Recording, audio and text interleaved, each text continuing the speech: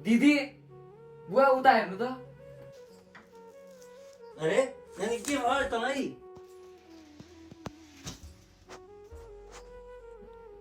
दिदी के भयो तपाईलाई? भयो नानी तँलाई? है तेरीका।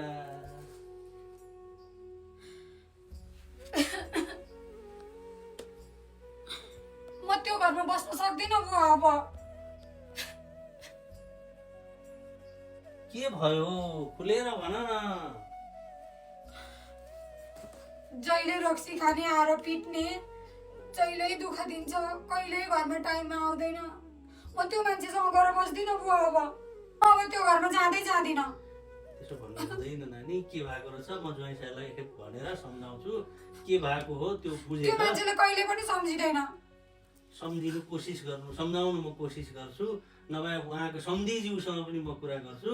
हजुरले जहिले यस्तो भन्नुहुन्छ। एकखेप गएर हेर म सम्धिसँग कुरा गर्छु। छोरी मान्छे माइत धेरै दिन बस्नु पनि मिल्दैन। आज आगी छौ 3 दिन 5 दिन यहाँ बस, म सम्धिजीसँग कुरा गर्छु।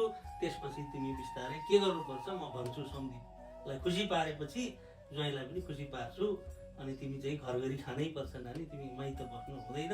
तिम्रा यहाँ दाजुभाइ बुहारीले पनि अप्ठ्यारो मान्छन्, छर छिमेकले पनि के भन्छन् कुरा काट्छन्, इष्टमित्रले पनि कुरा काट्छन्, गरी खान सकिन भन्छन्। हाम्रो इज्जत पनि अलिकको ख्याल राख्नुपर्छ। अनि छरछिमेकीले गर्दा मेरो ज्यान जाओस् त बुवा अब। त्यस्तो अवस्था म हुन दिँदिनँ। त्यो कुरा मैले चाहिँ एकखेप बुझेर मात्रै घर पठाउँछु नि त। अहिले जानु भनेको छैन। 2-4 दिन बस। उहाँहरूको पनि के कारणले त्यस्तो झैझगडा भएछ त्यो म बुझ्छु। अनि त्यसपछि घर गरी चाहिँ खानुपर्छ भनेको पो त नानी। जहिले उसले दुःख दिन्छ अनि आएर म हजुरलाई जहिले यसरी भन्छु अनि जहिले हजुर उसको पक्षबाट बोल्नुहुन्छ, मेरो पक्षबाट कहिले हेर्नुहुन्न।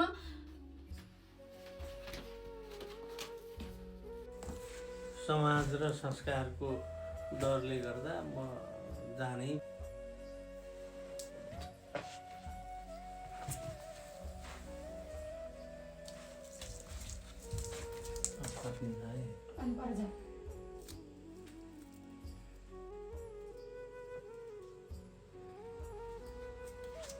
अनि 3 दिन पछाडि बुवा बुवा दिदीको घरबाट फोन आएछ लिनु त।